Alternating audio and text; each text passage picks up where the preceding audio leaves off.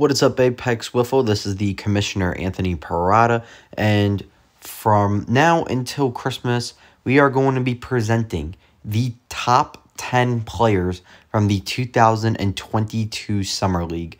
Now, before we begin, I just want to thank everyone for getting us to 100 subscribers. We're a little over 100 as of the moment, but I am very thankful for the accomplishment. It took only a little over a year to get to this, and let's just keep it on rolling. Anyhow, here's number 10.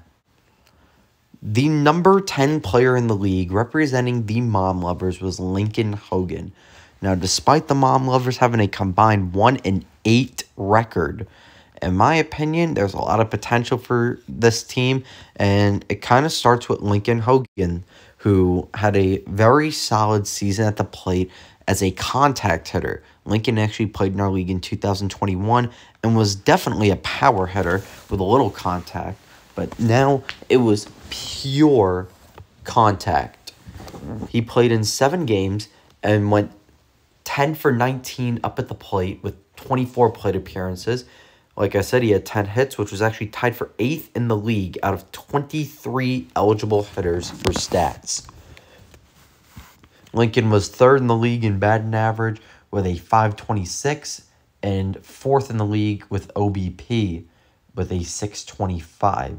Scored 3 runs himself and no home runs this past season, which in my opinion was a big weakness for the Mom Lovers, was the lack of the long ball. But he also had 3 RBIs, which was 14th, and he also drew 5 walks. But yet again, he was definitely a contact hitter, not a power hitter at the least. His pitching stats, though, he got to pitch in 6 of 7 games he played in, including 4 starts and 2 complete games. He had a 1-2 record on the mound with 10 innings of work, and he did give up 13 earned runs, but in my opinion, he did keep getting better towards the end of the season. He actually wound up placing in 6th out of 10 eligible pitchers for strikeouts with 24 of them, and his ERA was a little high, though, ranked 8 out of 10 in ERA with a .390 ERA. He gave up 13 hits, which was the 4th most in the league, and his weakness was giving up the walk. He had a 3.0 whip, which was tied for 7th. But overall, I think there's a lot of upside with Lincoln's pitching. He kept getting better and better, especially since most of his appearances were against We Use Pine Tar, the best team in the league. So, honestly, I think there's some upside for this guy.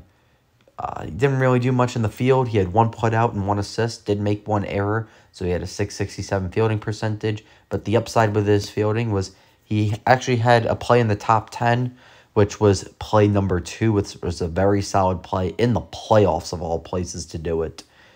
So, anyhow, I do see a lot of upside from Lincoln Hogan, as he did squeak into the top 10 in the league. I can definitely see Lincoln being back in the top 10 next season.